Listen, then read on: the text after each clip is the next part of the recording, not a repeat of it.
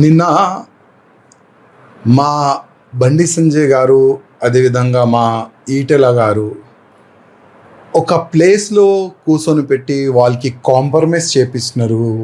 అభయ పాటిల్ గారు, ఇంకా మా డాక్టర్ లక్ష్మణ్ గారు అందరు కూడా వీళ్ళందరూ ఒకటైతేనే తెలంగాణలో భారతీయ జనతా పార్టీని ఇంకా మనం స్ట్రాంగ్ చేయొచ్చు. ఆ ఒక మంచి ఆలోచనతోని అందరు కూర్చున్నారు, మంచిదే. కానీ ఆ ఇద్దరు వ్యక్తులు ఒక్కటైతే తెలంగాణలో మన బీజేపీ గవర్నమెంట్ వస్తుందా నేను అడుగుతున్నా.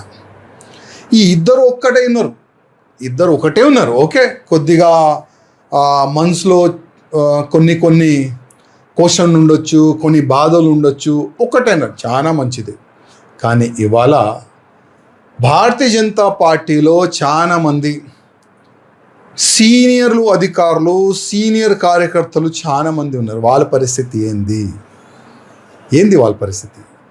ఇవాళ ఎంతోమంది గతంలో మున్సిపల్ ఎలక్షన్ జరిగిన చాలా వరకు కార్పొరేటర్ గెలిచినారు. అసలు ఆ కార్పొరేటర్ ఎట్లా ఉన్నారు, ఏంది మీ డివిజన్ పరిస్థితి ఏంది, ఎస్ఆర్ ఏ విధంగా జరుగుతుంది చూస్తున్నారా? నో. బూత్ కార్యకర్తల పరిస్థితి ఏంది అడుగుతున్నారా? నో. నెక్స్ట్ మున్సిపల్ ఎలక్షన్ వస్తున్నాయి, 3 మేయర్ అవుతారంట. ఆ 3 స్థానంలో భారతీయ జనతా పార్టీ స్ట్రాంగ్ ఉందా లేదా చూస్తున్నారా? నో. మీడియాలో కానీ, మీటింగ్లో కానీ, పేపర్లో కానీ మేము చాలా స్ట్రాంగ్ ఉన్నాం, 3 మేయర్ సీట్ గెలుస్తాం అని స్టేట్మెంట్లు అయితే బాగా వస్తున్నాయి. 3 కాదు, ఒక్కటి కూడా కాదు, ఆ ఒక్కటి మేయర్ సీట్లో సగం గెలిచి చూపెట్టండి అంటే ఈ విధంగా పని తీరు చూస్తే నాకైతే కనబడుతుంది. రామచంద్రరావు గారు భారతీయ జనతా పార్టీకి అధ్యక్ష అయి కూడా దాదాపు సంవత్సరం అవుతుంది. కానీ రామచంద్రరావు గారికి కొంతమంది ఆ అధ్యక్ష పదవిలో రావద్దు, కాంపిటీషన్లో మా రామచంద్రరావు గారికి కూర్చొని పెట్టినారు.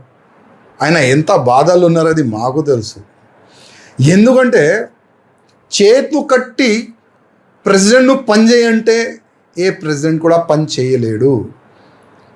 ఒకటే ఒక వ్యక్తి మేము చెప్పినట్టే రామచంద్రరావు గారు పని చేయాలి అని ఆయన పైన ఒత్తిడి చేస్తే రామచంద్రరావు గారు ఎట్లా పనిచేస్తారు?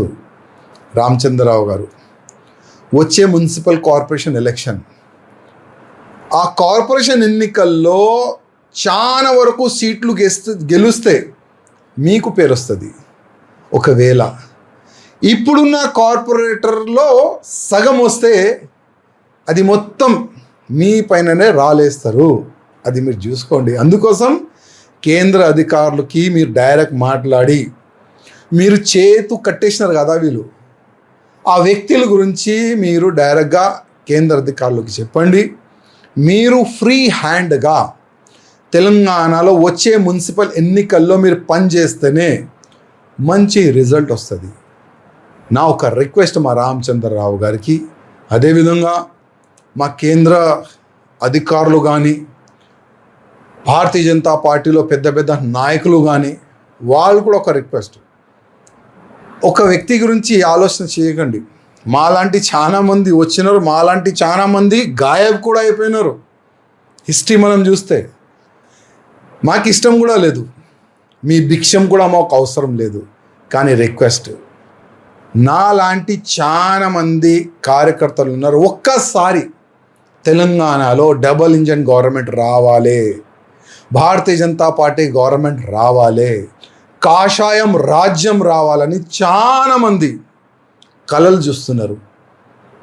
ఆ కలలు ఏ విధంగా మనము కార్యకర్తల ఆలోచనని ఏ విధంగా మనము సక్సెస్ చేస్తాం, దాని గురించి మీరు ప్లాన్ చేయండి.